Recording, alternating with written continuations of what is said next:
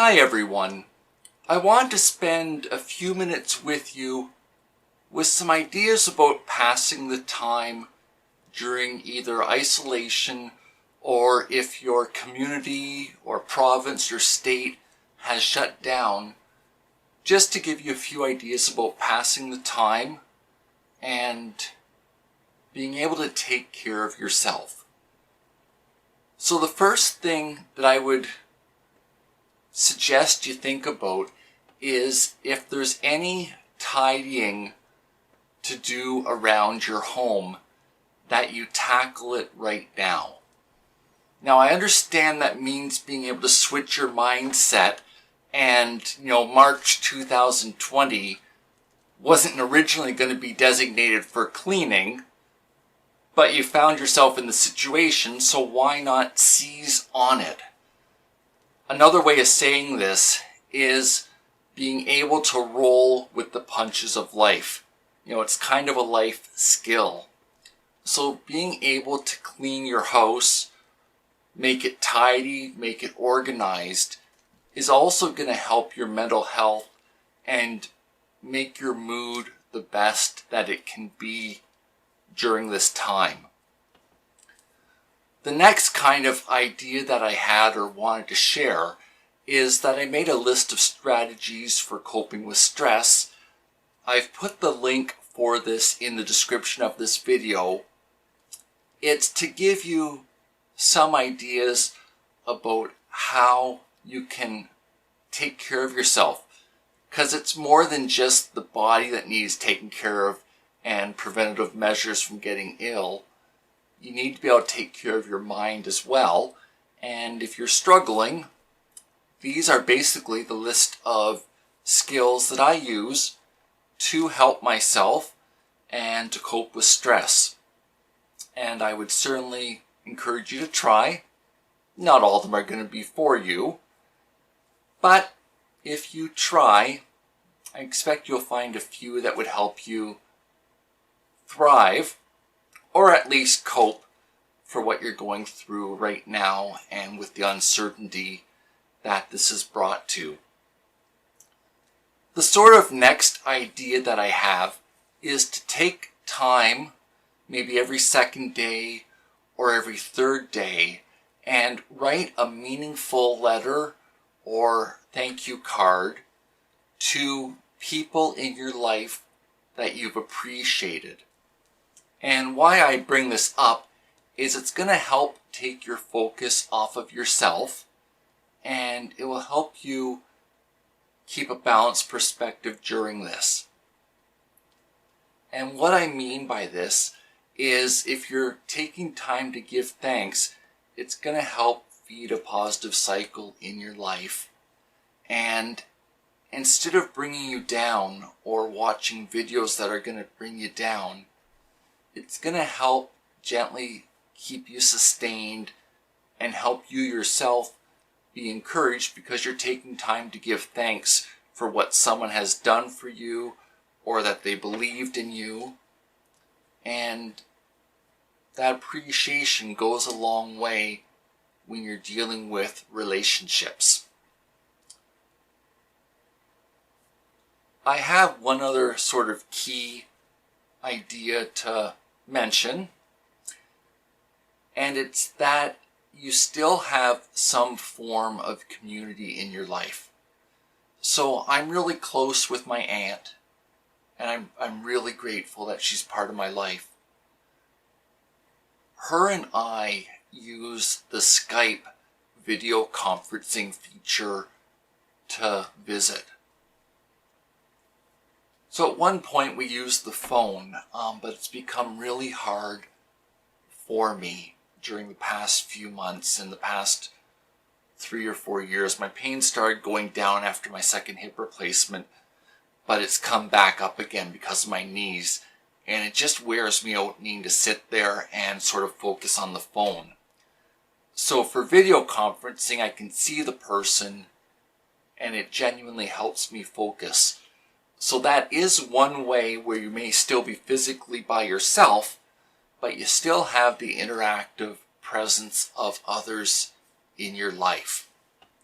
And if you're someone that's really struggling, there's no shame in it, but that may be one way of accountability, setting goals, having someone check on you that you're fulfilling your goals, and you keep sort of pressing forward in life, and that this time in your life's not wasted. And even if you're struggling right now, I don't automatically equate that to something negative. And why I say that is I kind of see it as muscle building. That if you're willing to put in the effort, if you're willing to take that long, hard look at yourself, you're going to be building up the skill that will help you have the courage to keep going in life as you progress through the rest of your life. So I don't necessarily think that suffering is bad. I wouldn't wish it on anyone. But if you're in the situation, it is an opportunity for self-improvement, and I certainly believe in you that you're worth the effort, and I expect that if you're honest with some of your friends and you're able to have some fairly frequent communication, it might help you be a better person or be a stronger person as we work our way through the next few months. I want to end with sort of one final tip. So you can probably figure out by my videos that I have frequent contact with the doctors and the healthcare community. It's part of living with a chronic illness. What I would suggest to you is what I'm now doing for myself. I'm having to contend with having doctor appointments by phone. And quite honestly, it's not helpful when you have a physical disability. You need to get really, really good at your descriptive words. There are half a dozen tools that I own that are able to help me in my life. Like I own I think it's called the stethoscope, so that's what goes in the ears and you can hear yourself breathing. I own a blood pressure cuff, and I also own a thermometer, so I can either check my forehead temperature or in my ear. And those three things kind of tell me if my body's doing okay or not. And there's been different times where I've been thinking, do I need to go to the hospital for help, or could I wait till the doctor's there? If you could find the money to buy these three tools, I think they would serve you well in your life. The next part of this is being able to make some notes and then summarize it and condense it in group-like terms together, so that if the doctor called you on the phone, you could read maybe a 2-paragraph or 3-paragraph description of what's been going on in your life, how you're coping with life, and sort of what your goals are or how you're spending your time. Because how you're spending your time is also an indication of how you're doing. So if you're me and you're double over in bed because of the pain, it's an indication that there's a problem and there's something that needs dealing with. If your mental health is causing you to shut down, then it's something to be honest with, and there's no shame in it.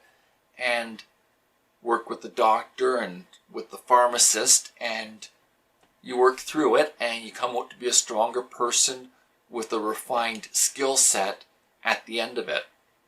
You know, maybe some of you might be afraid of going to the pharmacist right now. You're not wanting to be around others. The pharmacists are available by phone. I get my medication delivered, so every few months the pharmacist calls me to check on me and if anything's changed, and just to touch base with me.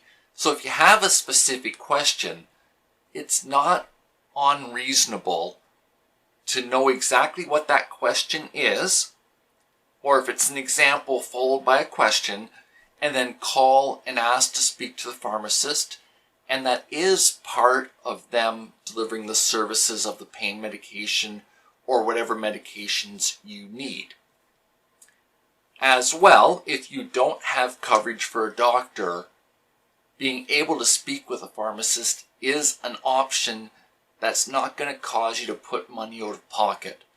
And maybe it's a feedback item, or if you need to go to the doctor and your present circumstance does dictate this is warranted. There's been different times where I've gone over to the local pharmacy, had a 5-minute conversation. Sometimes the answer is yes, you should be going to the hospital emergency department. Or some other times the answer is, well, maybe wait and see for 2 or 3 days, take a picture, or if there's a sore on my hand, draw a line around and see if the area is increasing or decreasing. And if it's increasing, then it's medically warranted that you get additional help. It's just one option that if money's tight, you can still get some help. And a good pharmacist will know where their boundaries are or what their scope of support is, and will help you and be part of your team, but not the whole team. Sometimes it's easier to speak to a pharmacist, especially if your family doctor's away, that you can still have some help with your ailments and can keep working on your life and not feel like you're wasting your life. Anyway, this is what I've got to offer you tonight. I do hope each of you are making the best out of what's going on, and I only want the best for each one of you. Thanks for this time that you spent with me today. Bye for now.